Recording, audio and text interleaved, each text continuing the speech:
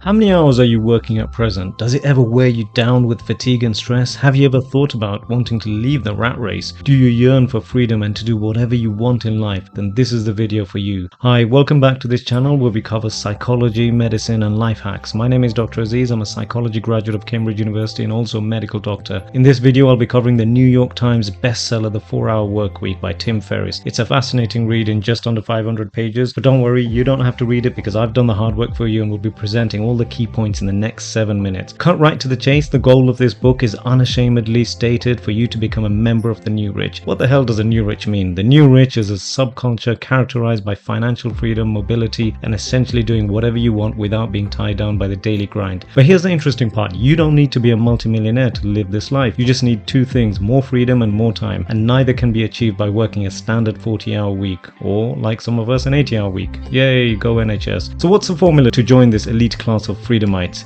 It is DEAL, D-E-A-L, definition, elimination, automation and liberation. First, definition. Wealth is not really about money. It's about the ability to do the things you want to do. Second definition is happiness. We all want to be happy, but what does that really mean? According to the author, the best definition of happiness is the opposite of boredom, excitement. So to be truly happy, you should dedicate time to doing things that excite you. For the author, this meant setting a world record in tango and becoming a kickboxing champion. For you, it might mean something completely different. But the point is, having an impressive job title, buying a house, retiring with millions in the bank account will not necessarily bring you happiness if you are not excited by what you're doing in life. Which brings us on to E, elimination. We need to eliminate useless tasks. 80% of our time is essentially wasted, with only 20% of it being productive. Your goal should be to eliminate all tasks and activities that do not bring you closer to your personal goals. Being efficient at what we do is also very important. Parkinson's law states work expands to fill the time allocated to it. If we only have an hour, we'll do it in an hour. If we have a whole afternoon, we'll take the whole afternoon to get the same task done. With each task, ask yourself,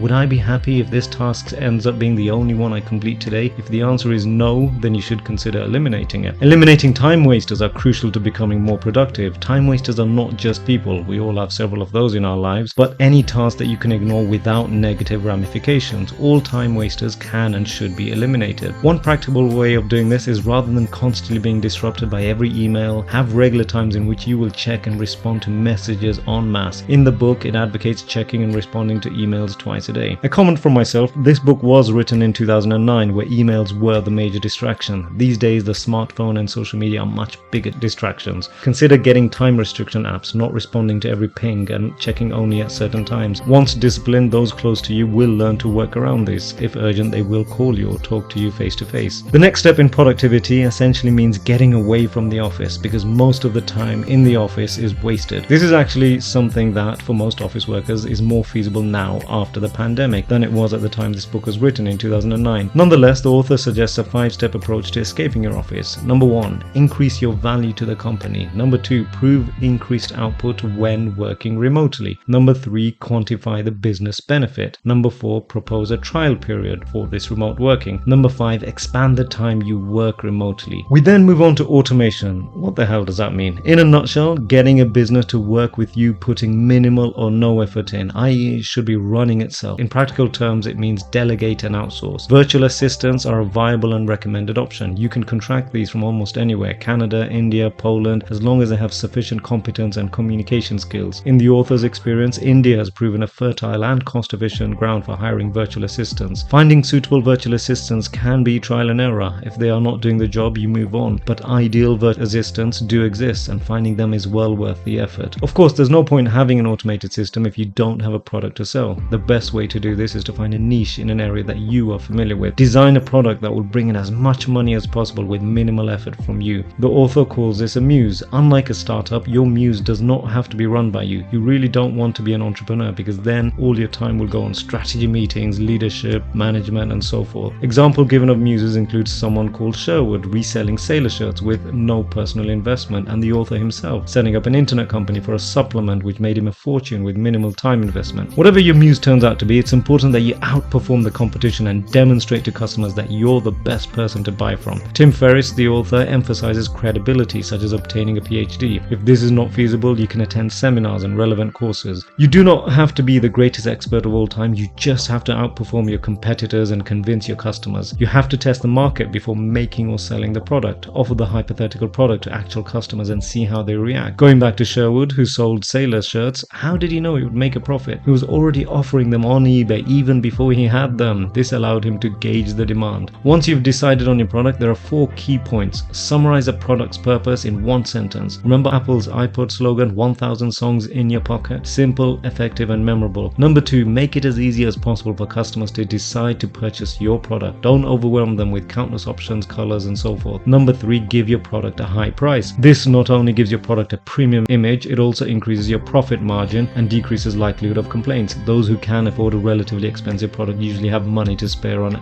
and are less likely to complain. Number 4, finally, your product should make a big promise and deliver on it. Money back guarantees show customers you are serious about your product and gives them added confidence and reassurances in making the purchase. In summary, the 4-hour work week advocates that you join the new rich. What that means is, instead of toiling away in the rat race until you're old and arthritic, get away from the office, eliminate time wasters, become more efficient and productive, and develop a tested product that you can sell in an automated manner. Follow these steps and you'll soon be enjoying a lifestyle and enjoying passions that you never thought that you had time for. Anyway, I hope you learned something useful and enjoyed this summary. If you want to keep learning about psychology, medicine, and life hacks, hit the like, subscribe, and notifications button. Until next time, stay safe.